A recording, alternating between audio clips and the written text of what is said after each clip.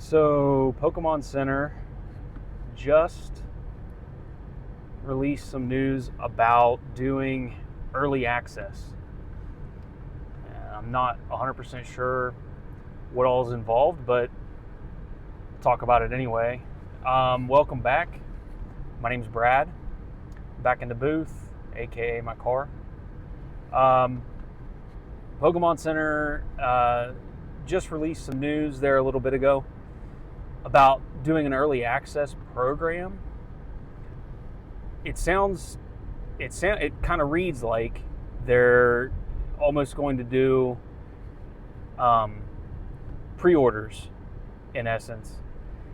You have to sign up for their newsletter, and then when something gets released, you get an email for an invitation, and you sign up for access. You have to have an established account with them. It kind of read like people who had established accounts previously might be given some sort of preference when it comes to determining who the invites go to. I believe ultimately it's going to be random. I don't know that they would intentionally keep people out just because they hadn't purchased anything with an account previously. That just doesn't seem like something they would do. I feel like it would be virtually random. And so, and actually, Japan currently does something like this already. And I think they have been doing it for some time now. And so, I mean, it works over there. I mean, they have, the pricing and stuff on their new sets generally seems pretty reasonable from what I hear. I don't buy from Japan,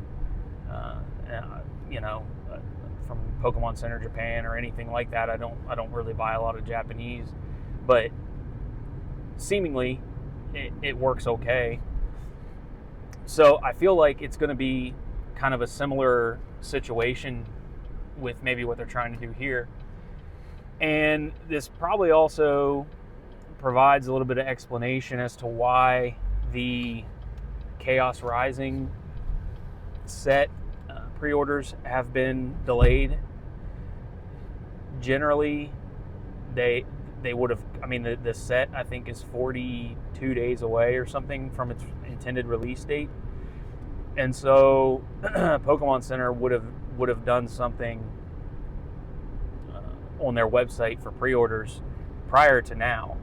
But it seems to me like they are probably going to kick off this early access program with Chaos Rising.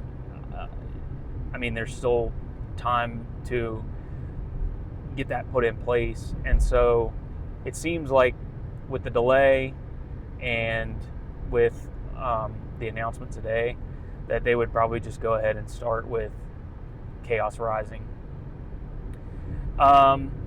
There was a little bit of verbiage on the release that talked about having multiple emails, trying to get multiple invites with multiple emails. There's some debate about whether, botters or whatever, or just people that just have multiple accounts can get multiple invites. I would assume that they're going to probably they're probably going to police that pretty heavily. I'd have to imagine, and especially you definitely wouldn't be able to have the same shipping and billing address associated with multiple accounts and be able to receive multiple invites. That doesn't seem like something that would be that seems like something that they would try and prevent. And the email or the newsletter release kind of basically stated that. You can go to PokeBeach and check it out. And the release, the news release, kind of outlined that. So, I mean, there's a lot of just some of the reactions I was reading. A lot of doomers thinking that it's going to, keep the average person from getting access to the drop, and it, could also affect the secondary market, prices on the secondary market for people who couldn't get the drop and are then forced to the secondary market. The assumption by some was that the price on the secondary market would be even higher now. I think it's really going to be. It's too early to tell. I mean, there's no need in even putting any energy into worst or best case, or there's no need in putting any energy into the worst case scenario, and there's no reason to cope and tell yourself that it's going to be the best case scenario either. I mean, the truth of the matter is nobody knows. I do think that whatever they do, I honestly do believe that it's with the intention of, policing it to the point where one person can't have multiple accounts and catch multiple invites and so on and so forth. They also said that the invites were unique to the person that it was intended for, the person that it was sent to. And so, I mean, you're not going to be able to share the invite link if you already got one on another account or whatever.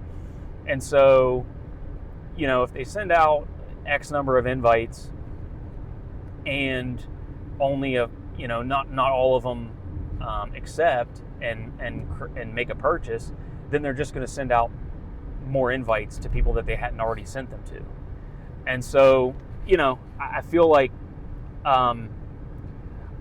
it's a good thing overall. I don't think there's I don't think it's inherently a bad thing. Is it going to be susceptible to abuse or whatever? I mean, yeah, if there's a way that botters or just people who want to try and hoard product for one reason or next, if there's a way to compromise it, if there's a way to cheat the system, I mean, that's what they're going to do. And then at that point, it's up to Pokemon Company to figure out how to rectify it. And so, I don't know. I just think that it's at least a change. It's something different. I mean, the line queue for Pokemon Center wasn't bad. It was the queue was fine. That process was fine, but only for those who hopped on the link as soon as it got posted. If you were even a few minutes late, I mean, it was, you were kind of cooked. And so, I think with the invites, obviously, you eliminate the urgency of having to be on the link when it gets posted. And I also believe that there probably will still be an online drop, a queue, as what we've been experiencing here lately with the online queue. So, I guess we'll see. It's just one of those things that, like I said, you kind of had to make a change because the supply is getting bottlenecked. The market's out of control. I mean, they had to find ways. They have to kind of come up with ways to get product into more hands, not print more product to just put on the shelf or put on a website for it to just get bought up instantly. They have to be able to get more product into the hands of more individuals. That's really the only way. And that kind of goes to the point of, or the reason maybe behind why there's not as many booster boxes being printed. And because Pokemon wants more product in more hands. So to achieve that, what's a better option. Print, 6 booster bundles of 6 packs each, or print 1 booster box of 36 packs. I mean, the solution, the easy answer is let's print 6 booster bundles and get it into the hands of potentially 6 different people instead of 1 booster box that's going to go to 1 person. And I think that's kind of their train of thought. It's obvious from the sorts of releases that we've been having. I mean, like I said, the Cornerstone products, the booster boxes, the ETBs even, to an extent, haven't been reprinted nearly as heavily as individual sleeve boosters, booster bundles, collection boxes, tins, crap like that, because it makes it more accessible to more people when you reprint those sorts of items and you put those sorts of items out on the market. So like I said, I mean, we'll see what happens. You got to go sign up for the newsletter on the website unless you already had it. I signed up for it again because I truly don't think I've ever received an email from Pokemon Center except for when I had an order. But you have to have an account with them, and then that email that you use for that account is the email that the newsletter needs to be sent to. And I think as long as you meet those 2 criteria, I mean, I guess it wouldn't hurt if you had made previous purchases and they can verify that you are the recipient of the products when they're ordered and it's your billing information that's going through. I guess it couldn't hurt, but I do believe that they're going to give equal opportunity to everybody who signs up for that newsletter. I truly don't think they're going to look into, if you have a purchase history, have you spent this much with us, yada yada yada. And the other thing too is if you are, and if it turns out that they send that invite to an email and that person cannot be identified, or there's something with the billing or whatever, I mean, it's possible that account gets basically removed from future invites, and not necessarily banned, but from the website, but just hey, there's something going on with this account, and we don't feel like we can send this person an invite anymore to this address because they don't it doesn't seem proper, it doesn't seem legit. And so they'll I'm sure there's going to be kinks, I'm sure there's going to be hiccups, I'm sure there's going to be bumps in the road. I don't think you can take a completely positive approach to the news, and I don't think you can be completely doom and gloom about it. We just kind of have to see how it plays out. I do feel like anything that PokemonCenter.com can do to get more concentrated pre-orders that are concentrated to people who desire them, I do feel like, and I felt for a while that would be an overall benefit. That would be an overall good thing, because and kind of everything they're doing up to this point is shown that they want to have more control over basically where the product goes and determining who gets the product. I mean, when they bought or when they partnered with Excel, the distributing company, that was kind of a sign. They, when they bought the printing facility, or they're building the printing facility, whatever they're doing, adding to the printing facility. I mean, these sorts of things sort of demonstrate that they want to have a more streamlined approach. They want to be more hands-on with the distribution and the delivery of the product, and even the manufacturing of it.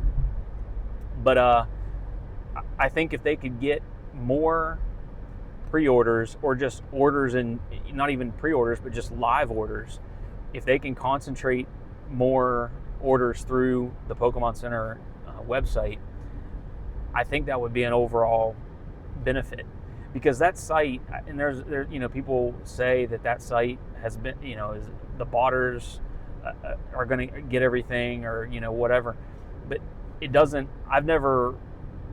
There's nothing that indicates to me that Pokemon Center is heavily botted. And in fact, I think a lot of people would say that they have one of the better processes for online drops when it comes to line queues and things like that. And it's gotten better over time. And that's the other thing too, is the online drops themselves have gotten better. They actually have.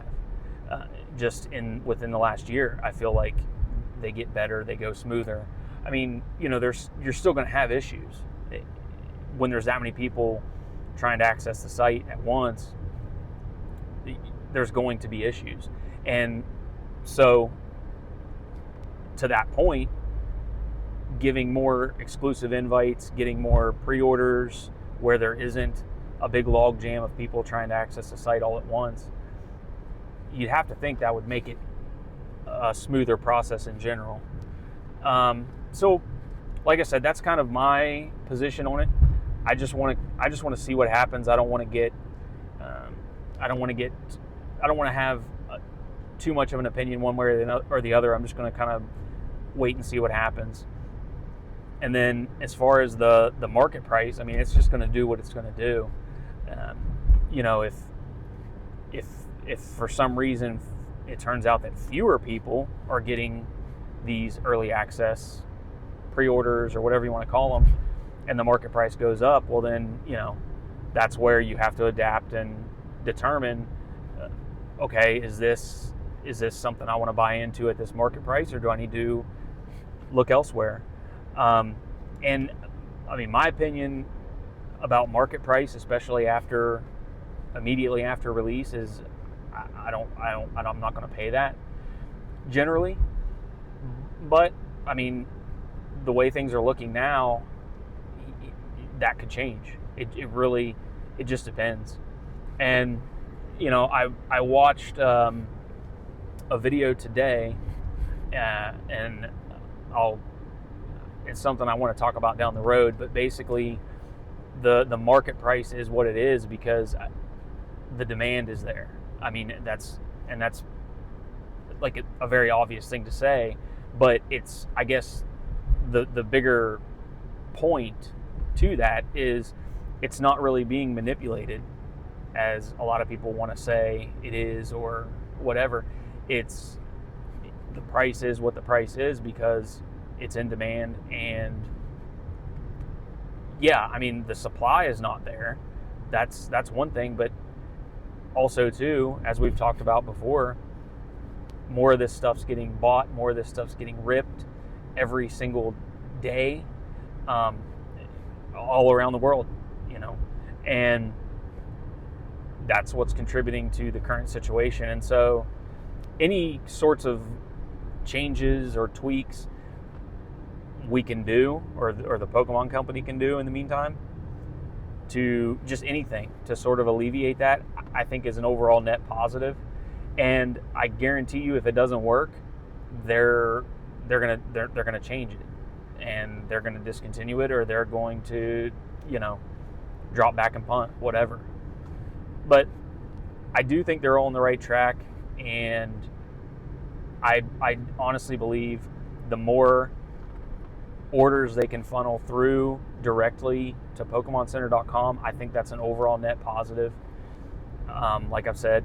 And because, I mean, these other retailers, Walmart, Target, their online drop system is a total crapshoot, and it's obvious that those, Walmart especially, does not care one iota how many individual collectors or consumers get their hands on the product. They just want to sell what they have, and they don't, it doesn't matter to them if everything they have goes to one account or multiple accounts to the same billing and shipping. They don't care. They just want to sell what they have, because that's their business. Where the Pokemon Company themselves obviously have a little bit more vested interest. They need to ensure that as many people as humanly possible are getting their product. And so that's kind of the difference, and that's kind of why I think that anything that they do is to affect that, is to ensure that as many people as possible are getting what they are selling. So I think we'll just sit back and wait, see what happens, sign up for the newsletter, and see if we can get those emails, and we'll just go from there. No sense in having an opinion about it beforehand. No sense in getting bent out of shape. It's just one of those things. It's the company has to adapt. They have to do something different, because obviously what they're doing right now, they're kind of losing that battle between supply and demand, and they have to do something. So I think that's really what it amounts to. But anyway, that's it. Thanks. Talk to you later.